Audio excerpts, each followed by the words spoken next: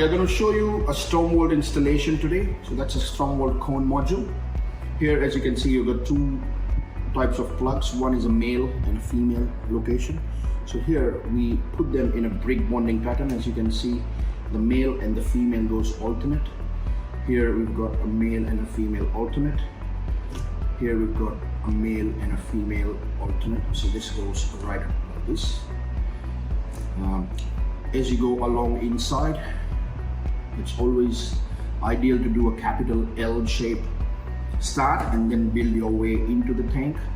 So as you can see here, we are going in a crisscross brick bonding pattern. All the males, females aligning alternately. So here is, we've got the first one in here. We're going to lock that in position. So as you can see, we got that one in. We got this one in. So these two has now connected. These two top modules have now connected the four bottom modules.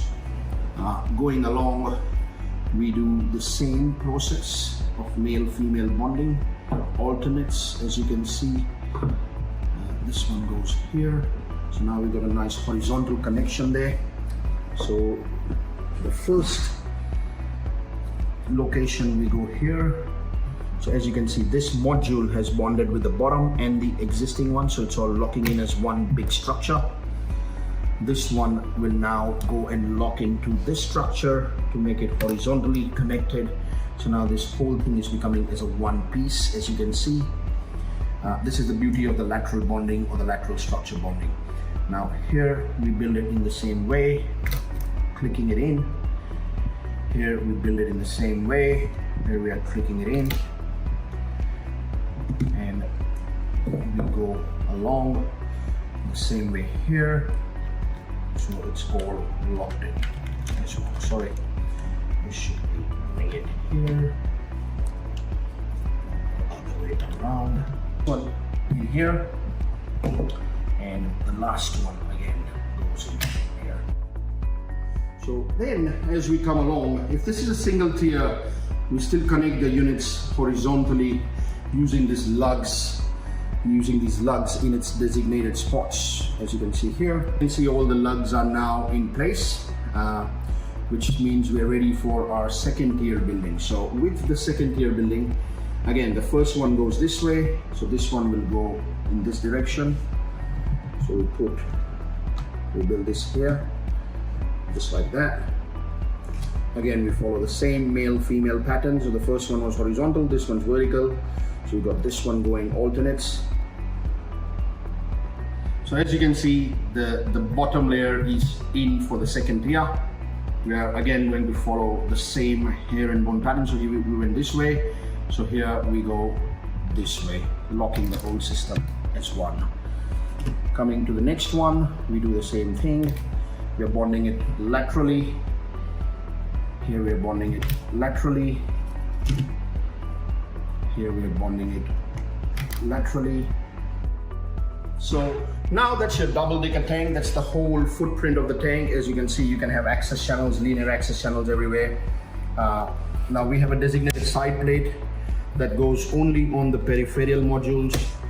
All the side plates have a little cutout, as you can see, 90, 150, 225, 300 diameter cutouts. So you can align your inlet pipe, outlet pipes, cut the pipe, and you can put the plates upside down. Either ways they fit in. So it can go this way, or it can either go this way.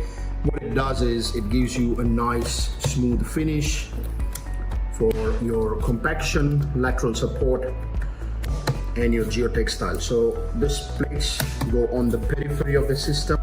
Now, as you can see, we've got all the side plates all around the system, completely surrounding on the peripheries of the system. The system is completely formed, ready to see. Now, as you can see here, the whole thing becomes one big block.